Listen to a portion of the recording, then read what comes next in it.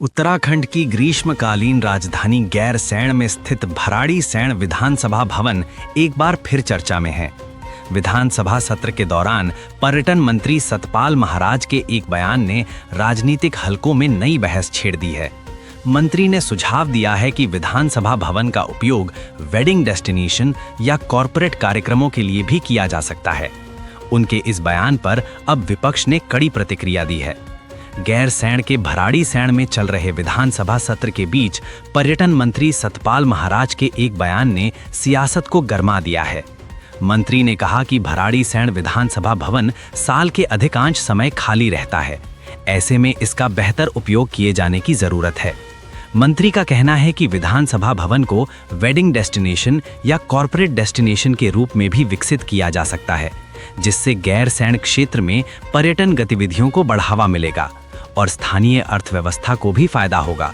सतपाल महाराज ने यह भी बताया कि इस विषय को लेकर उन्होंने विधानसभा अध्यक्ष ऋतु खंडूड़ी भूषण के सामने भी अपनी बात रखी है। उनका सुझाव है कि यदि इस भवन का प्रबंधन पर्यटन विभाग को सौंपा जाए तो इसे एक आकर्षक डेस्टिनेशन के रूप में विकसित किया जा सकता है। हालांकि मंत्री के इस बयान के सामने आते ही विपक्ष ने कड़ा विरोध जताया है।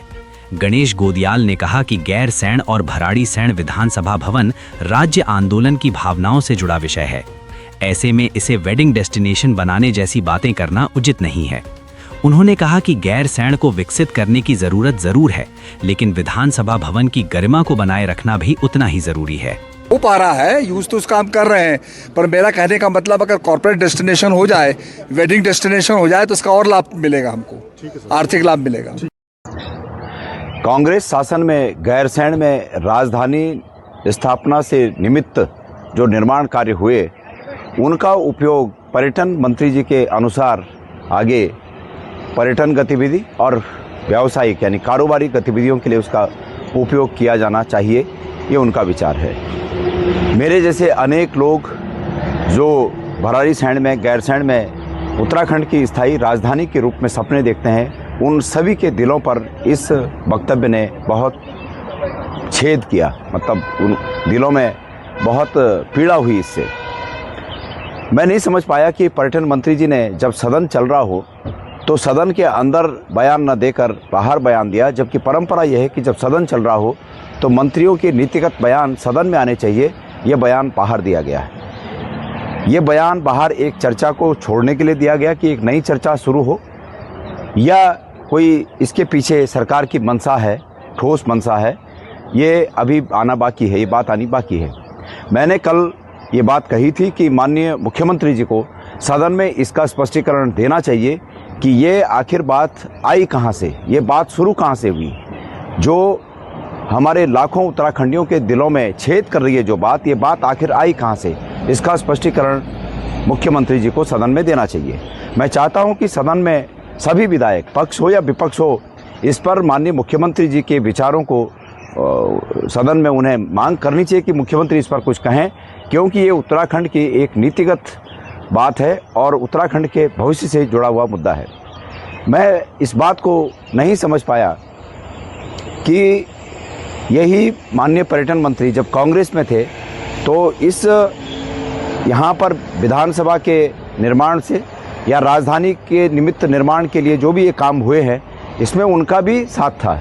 लेकिन अब भारतीय जनता पार्टी में जाने के बाद उनके विचार कैसे बदले हैं? और असलियत में मैं उत्तराखंड के तमाम नागरिकों से ये बात कहना चाहता हूँ, ये जो नीतिगत फ़र्क है, ये जो नीतिगत विचारों में फ़र्क आया है, ये व्यक्ति के विचारों में नहीं बल्कि संगठन के विचारों का फ़र्क है। कांग्रेस का विचार ये था कि यहाँ राजधानी बने, और भाजपा का विचार वो है कि जो अब कह रहे हैं, जो उन्होंने पहले साथ दिया वो कांग्रेस का विचार था, क्योंकि तब वो कांग्रेस में थे, और अब चूंकि वो भाजपा में है इसलिए वो भाजपा के विचार से ओतप्रोत है कि यहाँ पर जो है पर्यटन गतिविधि और कॉरपोरेट डेस्टिनेशन के रूप में इसको विकसित किया जाना चाहिए।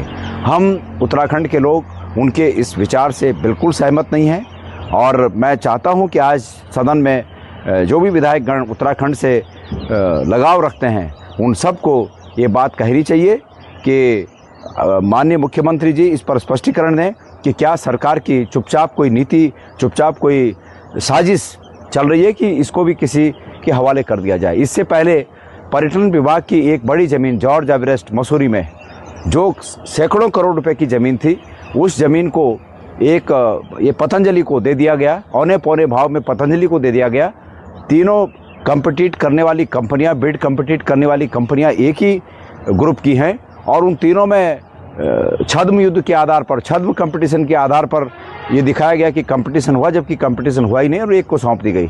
उत्तराखंड की तमाम सरकारी संपत्तियां जो हमारे युवाओं को रोज़गार देने के काम आ सकती थी, उनको खुर्द-बुर्द करके बड़े पैसे वालों को दिए जा रहे हैं और हमारे हाथ खाली होते जा रहे हैं। इसलिए गैरसैंण हमारे एक सपनों का आधार है। हम उस आधार पर सपने देखते हैं, खुशहाली के सपने देखते हैं।